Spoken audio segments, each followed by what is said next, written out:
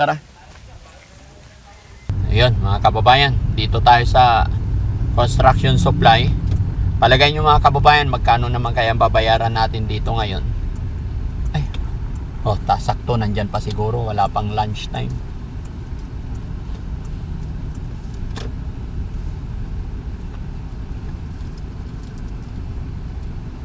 Tara, samahan nyo ako mga kababayan para malaman nyo kung magkano na naman yung bayarin natin.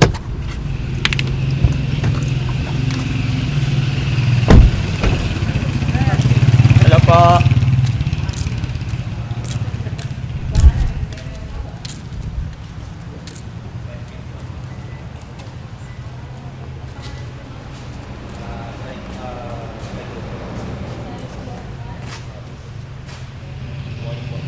Morning.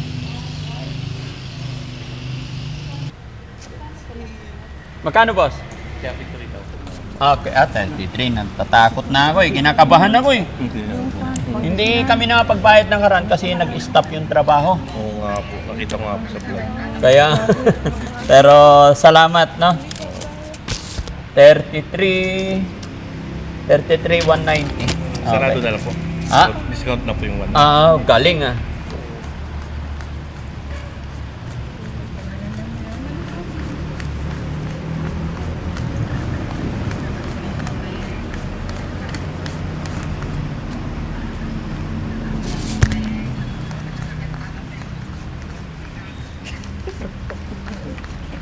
Sir, taga Pangasinan po kayo, sir. 33. Ayan. Daddy Frankie, Yes sir. taga rito po kami, sir. Pero taga Pangasinan po kayo. Papanood po namin kayo. Thank you. Opo, taga Pangasinan kami. Opo. Kumusta po kayo? Mabuti naman po sa biyaya ng Panginoon. Iyo. Buti. Papanood namin kayo. Napapanood nyo kami. Opo. Salamat po. Salamat po sa pagtulong niyo sa mga nangangailangan. Yes po. God bless you po. More Lalo na sa mga blessings at marami pa kayong matulong. Salamat po. Okay sir, thank you ah. Thank you po. Pag may kukunin pa sila, bigay mo na. Sige po. Pasensya ka na kung hindi kami nakapunta agad, may mga inayos lang. Pero yung sinabi ko sa inyo, aalis kami dito na walang problema, no? Hindi kami mag-iiwan ng hindi maganda. Sige po. Okay? So ayun mga kababayan, napanood, nakita nyo po na pagbayad na naman tayo ng mga materialis na kinuha ni Poriman. At may mga susunod pa yata silang kukunin. Oo daw po. So let's go, uwi na tayo. Hi ma'am, thank you po. Nice to meet you po. Salamat. Daddy, pwedeng Ay! Sige po, sige po. Picture. Sure kayo. Sige po. Ay, 1, 2, 3, smile. Thank you po. Ayan, salamat. Oh sir, ang pangalan mo? Marcelo Castillo po. May project din kayong ginagawa yata. Mayroon din po yung Ako din. Oh sige ma'am, dito. Picture pa. Picture. Nice Sige, to ma'am. meet you po. Yes po. Against the light. Thank you Ayan, po. thank you. Follow Sir, alika. for more Nakasama ka sa video, baka may gusto kayong i-shoutout. Sige. Shout out po sa Castillo family from Paniquita, Tarlac. And follow more kay Sir Daddy Frankie. Yes. Salamat. God bless Follow po. mo. Okay, sir naman. Oh. Shout Sige. out po mga kababayan sa Paniki. Oo. Nakita ko po sa personal si Daddy Frankie. Very proud dahil nakilala ko po siya. Wow. Mga anak mo sir, asawa. Shoutout mo sila. Shout out po sa anak ko, sa mga pinsan ko, sa kapatid ko. Oh, pangalan nila. Yung mga asawa mo, pangalan ng mga asawa mo. Isa lang po. Sabi mo mga asawa ko eh. Shout out po. Oh, pangalan. Namimili pa ng pangalan kung sino i-shoutout eh. Shout out po Mga asawa? Sinaida. Mga sila. Sa Spain. No. Oh, Linda Castillo. kapatid ko po sa Spain. Iyon. Merlinda Castillo Gabriel. Sa Italy. Halika ma'am, sama mo. May anak ka sa Italy. Oh. Hindi mga banggit si sir.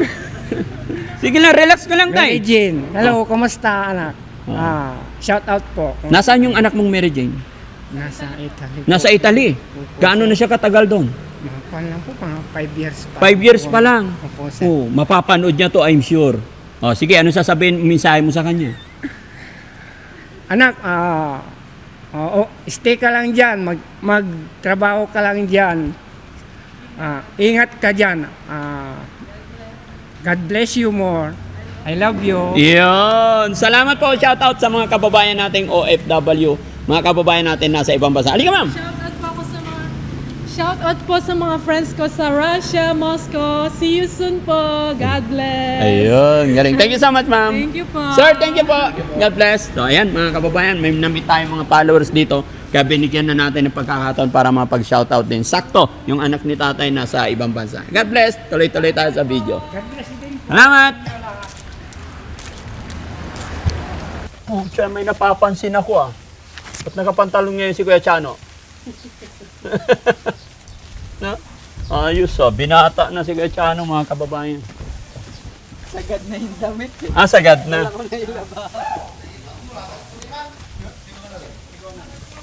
Forman, nakabayad na ako. Check mo nga to. Kung okay itong binayaran ko. Bali, 33,000 yung binayaran ko ngayon.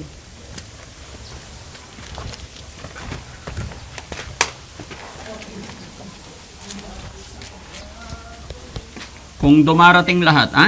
O, boss. Baka may napasingit eh. Hindi. Wala naman.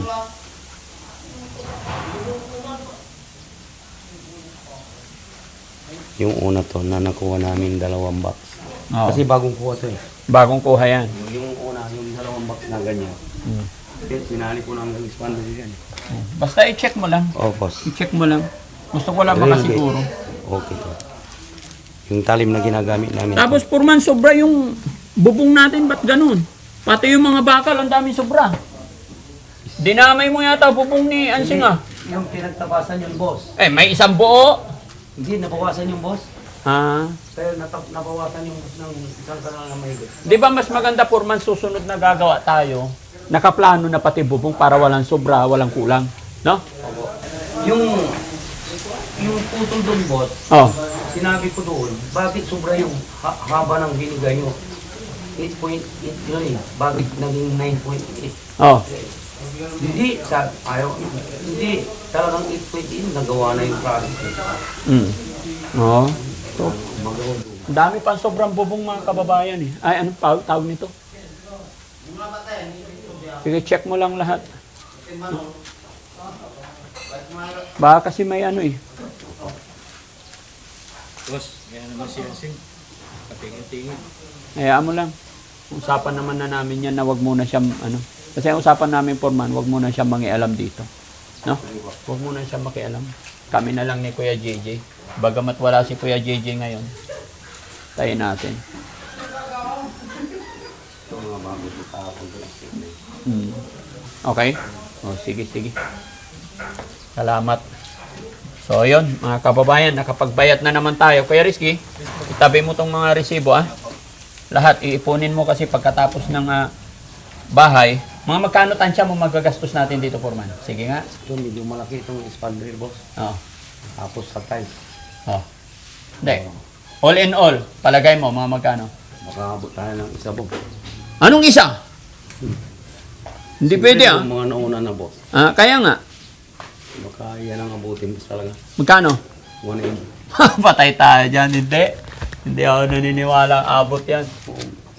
Medyo mahal yung tiles, saka yung expander, boss. Oh?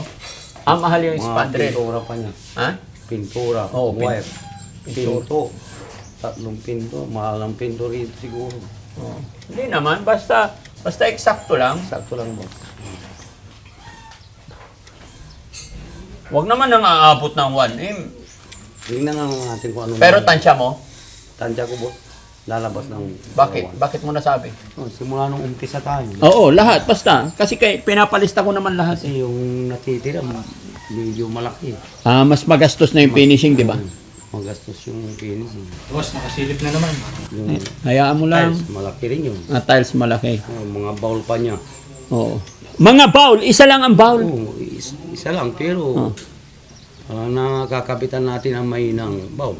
Yung mga tag Simple, ordinary lang. Mga benching ko.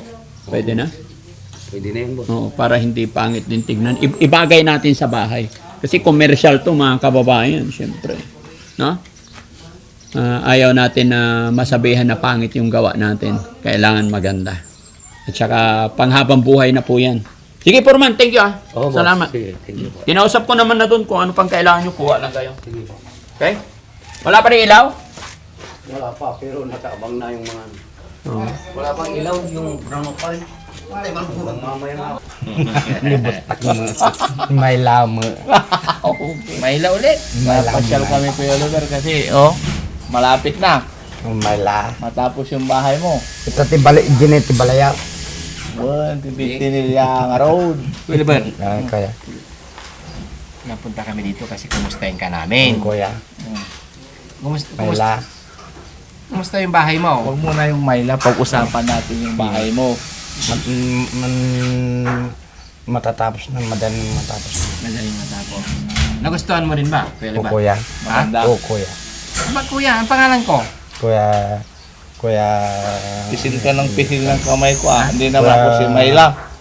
Ano pangalan ko? Kuya, nakalimutan ko na. Ay, nakalimutan ko. Sino yung sino yung nagpapagawa nito?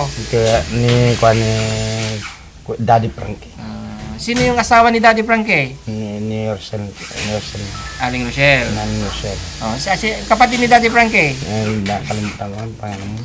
Nakalimutan. Loko-loko ka. Bustak niya. Ako yung nagugas ng puwit mo noon. Di ba? Daw ng bayabas. Kami dalawa ni Bustax. Boss JB, Oh, kuya. naalala mo na? Kuya. Sinong kasama namin noon, Ise? Hindi ko alam, kuya. Hindi mo na alam. Sige, kalimutan na natin yun. Pero yung bahay mo, tingnan natin. Bustak. Sino ba ititira mo dito? Wala. Mayla. Hindi. Sino? Wala. Nida. Hindi. Oo. May mga gumagawa na pala dito. Tuloy-tuloy na pala yung bahay mo. Si Ate Nida, di ba? May kisame na. Ano naman pakiramdam mo Kuya Oliver na malapit na matapos? Masaya na naman malapit na matapos. Siyempre magpapasalamat tayo kay Daddy Frankie.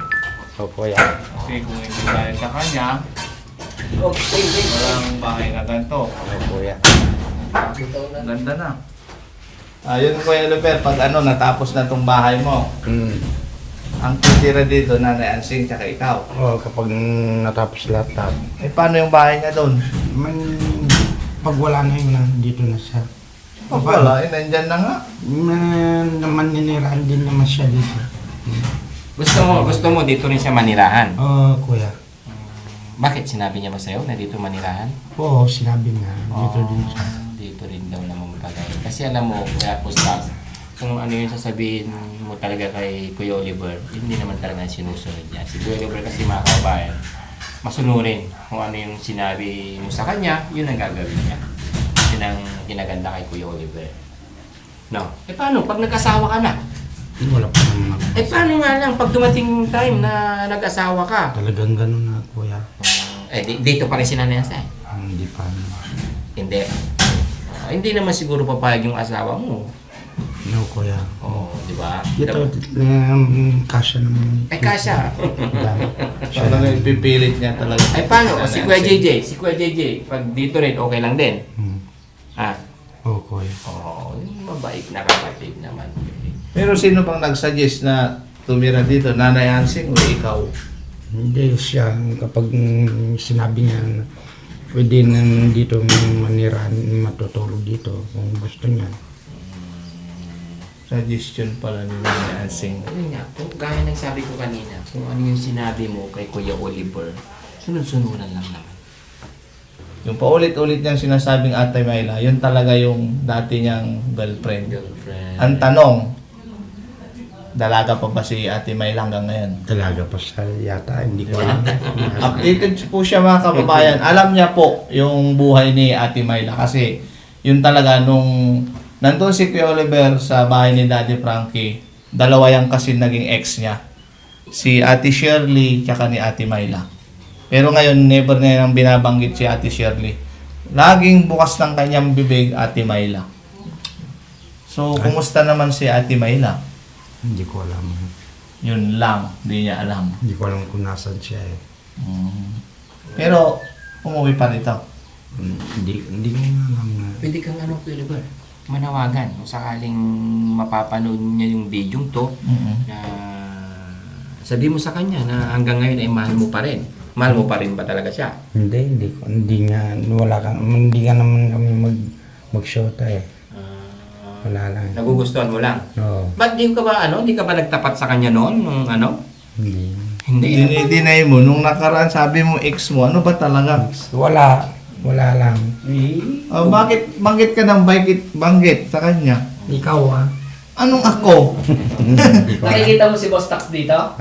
Taga dun siya eh. We. Taga dun siya. Hindi, baka yung sinasabi niya Boss Tax, Diba? yung taga doon, yun siya. Mga kamukha ko lang yung pumupunta dyan, di Ikaw ako. yun eh, taga dun ka dun. Taga dun ka eh. Doon sa lugar ni Mayla? Hindi, dun ang bahay niyo. Hindi. Bahay niyo doon. Malasiki kami. Taga hindi, taga dun ka. Bukod sa kumain, ano pa yung mga ginagawa mong libangan dito? Wala na, dyan na ako kapag yan naglalakad kung saan dyan sa hindi naman ako lumalayo kapag nandyan ako sa bahay. Pinapaliguan mo pa ba yung baboy ni Nanay Anseng? Oo. Pinapaliguan ko. O hindi naman eh. Pinapaliguan ko. Hindi maganda Kuya Oliver kasi kapag ang gagawin mo ay kakain tulog lang, mabilis kang pupunta sa langit. Gusto mo ba yun? Hindi. Oo. Hindi na muna. Oo. Kaya dapat, kailangan kung kumakain ka, dapat magtrabaho na rin. Ha? Oo, kuya. O yung mag-igib, o magpapaligo ng baboy ni Nanay Ansing.